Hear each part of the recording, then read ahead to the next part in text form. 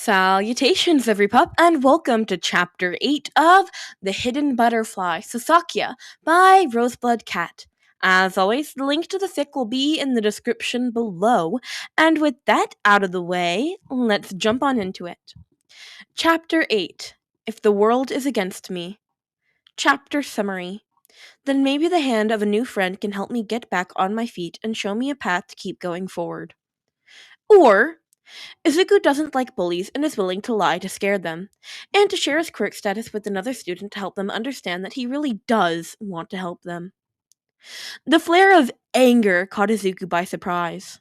It was lunch, and most of the students had all made their way back to the cafeteria by then. He had decided to eat in the classroom for the sake of his nerves, if nothing else. Too many people, too many emotions. He was comfortable in a classroom, but the lunchroom was a hurdle he didn't feel ready for just yet. Nezu was proud of him for recognizing his limits. It was 2 halls down from where he was, and it was tinged with frustration, exhaustion, and resignation. There were others nearby as well, at least 3 people, all with echoes of disdain, smugness, and faint hints of fear to them. It was a combination he knew painfully well. Nudo squeaked from inside his bag as Izuku suddenly leapt to his feet, almost knocking it over in his rush, and burst into a sprint out the door and down the hall. He needed to get there fast. This was UA. This was a school for aspiring heroes. No, that couldn't happen here. It shouldn't happen here. He almost stumbled in his effort to slow down and pretend to act natural before he entered the scene. He needed to appear calm, like he'd just walked into the scene by chance, and not like he just made a mad dash from his classroom to get there. He needed to be just slow enough to get information while still able to cut in before things could go wrong. Man, I'm surprised UA would let in someone like you, one voice said, snide and condescending. Another chuckled. Maybe they did it to keep an eye on him. Best to keep a close eye on future villains, right? They ought to expel him and just be done with it. They don't have to take a hit when he gets arrested.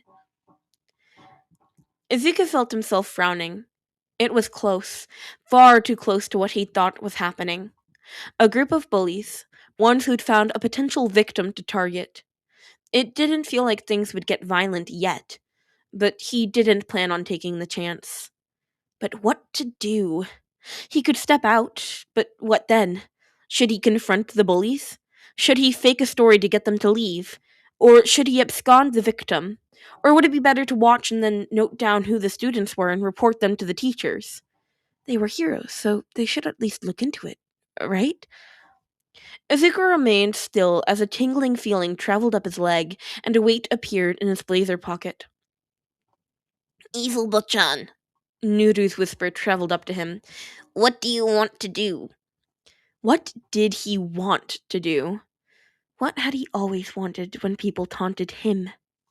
He took in a steadying breath and stepped around the corner, making sure his footsteps were loud enough to be heard on the tiled floors. His eyes met the eyes of the victim first. He was a first-year student, Izuku could tell, and had the uniform for the general education course on. In fact, all 3 of them looked to be Gen Ed students. Spiked purple hair swept back from his face, doing nothing to hide how pale his skin was under the electric lights. His eyes were the same shade of purple as his hair and had deep, dark bags under them. His uniform was neat and orderly, everything matching the school's regulations, and not showing any kind of personal customization, which was unusual since UA was one of the few schools that allowed for students to wear personal accessories and clothing tailored to their preferences.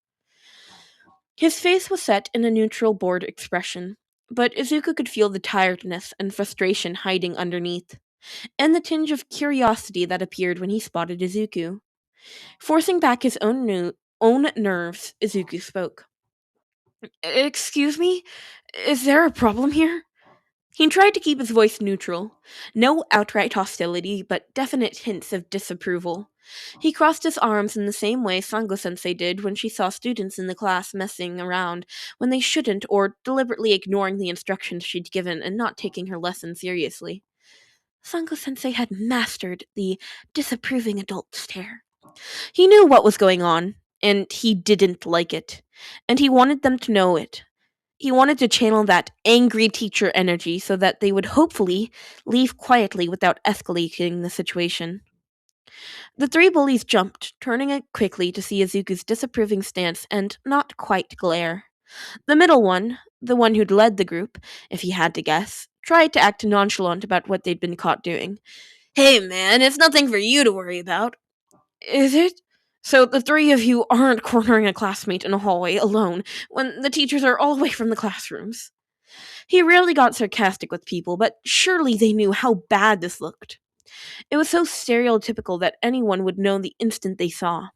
Anyone with eyes could see what they were trying to harass their classmate when there was no one around to stop them. It was so obvious it wasn't funny. He had no idea what they were thinking, and he wasn't sure he wanted to know. He had been the one cornered too many times before he met Nudu to want to understand the other side. The leader started stuttering, obviously trying to find something he could say in their defense and not succeeding. At least he seemed self-aware enough to realize how things looked. The other two, not so much. They panicked when their leader seemed to, without fully knowing why he was panicking, which ended in them putting their foot into their mouth. He shouldn't be here! He should just drop out already! One of the others squeaked out, waving at the purple-haired boy, and completely missing when the lead bully's head snapped to them. We're doing the school a favor! Izuku felt his eyes narrow, one foot tapping slowly as he started to properly glare at the three. He pulled on a tiny amount of magic, just enough to make an invisible, almost indetectable pressure in the air. Not enough to be properly noticed by anyone who wasn't magical themselves, but enough to make a non-magical person feel just a little more nervous than they would normally feel. It was a trick Nudo had taught him to help train his external control of his magic for making things like protective barriers. No, you're not. The three started shuffling, squirming under the look he was giving them. UA is one of the best schools in the country. They don't let just anyone become a student. If someone is a student, then it's because they proved that they had something that the school thought was worthwhile. This isn't for the school, and I believe we all know it. He swept his gaze over them. They were starting to look nervous, and just the littlest bit guilty. Good. His magic was working. You are UA students. You should know better. He paused for a moment, then continued. And you should also know that Principal Nezu ensured that all the hallways in the school have security cameras. Cameras that include sound recording. Abruptly, all three students paled, staring at him with wide eyes and radiating alarm. According to the student handbook, the teachers regularly check the recordings to make sure students are following the rules. And with that, all three made panicked excuses before they went tearing off down the halls, just as he'd expected and hoped would happen, leaving Izuku and their victim behind. Izuku watched their retreating backs, waiting until he couldn't hear them clearly anymore before finally turning to check on their victim. He dropped a strong, disapproving stance and finally letting the concern he felt show.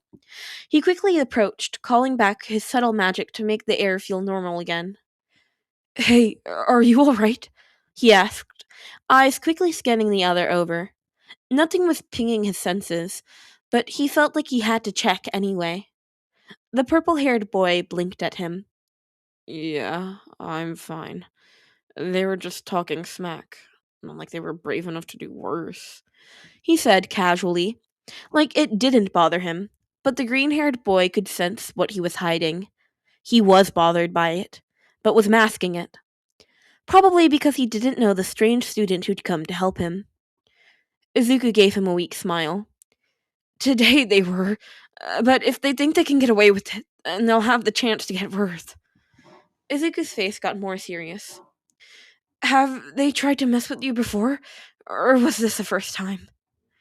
The Gen Ed student shook his head, feeling just a little bemused and just a little thoughtful. Nah, this was the first time.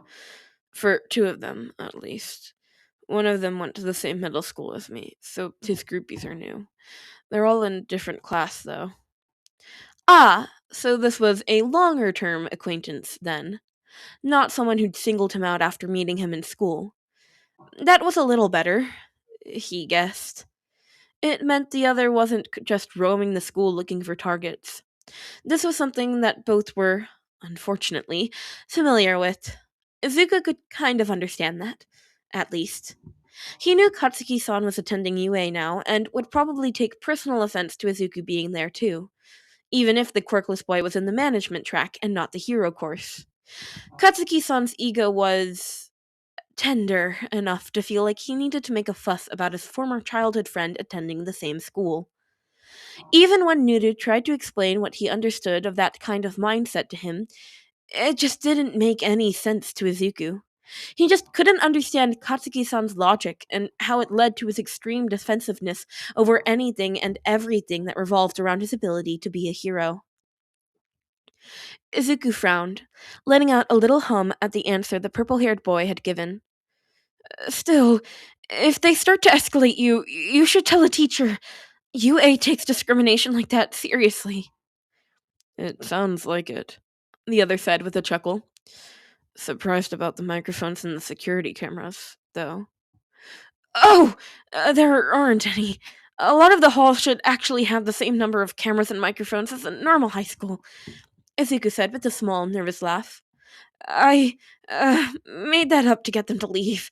I didn't know if they were the sort to get violent if someone confronted them, so. Purple eyes widened and a slow, wide grin spread over his face. You're kidding. You made that up? You sounded so serious. Izuku could sense the glee bubbling up in his earmate at that. He let himself grin back. I figured that they probably hadn't actually read the student handbook. Not cover to cover, at least. And enough people know that Principal Nezu is like, that it would sound like something that he would do. So I just rolled with it. Oh, that is amazing. The purple-haired boy started laughing. What's your name? I have to know after hearing that. I'm Midori Izuku, he said, nodding politely. I'm in the management track. And you? Name's Shinsou Hitoshi. Gen Ed. But I plan to transfer into the hero course. Oh, really? What kind of heroics were you planning on? Izuku couldn't help perking up at that. It sounded like Shinso had an unusual quirk, so asking about it directly might not go over well. Asking about what he wanted to specialize in would probably be okay, though. Maybe? Shinso blinked in confusion at that. As in, what specifically did you want to be called in for?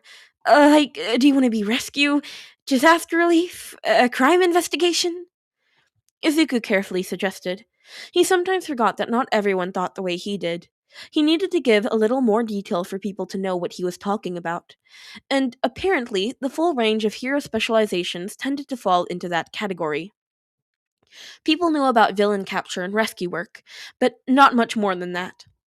Neru had playfully called it his secondary hyperfocus, after quirks. He couldn't say the Kwamis wrong. Oh, well. Shinso's brow furrowed in thought. Izuku gave him time to think, quietly assuming that Shinso hadn't ever taken the time to really think about what he wanted to do. Underground.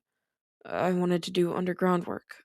My quirk is better suited for stuff like that. Izuku nodded. That would make sense. Shinso's quirk must be something that had very specific conditions to work right, then.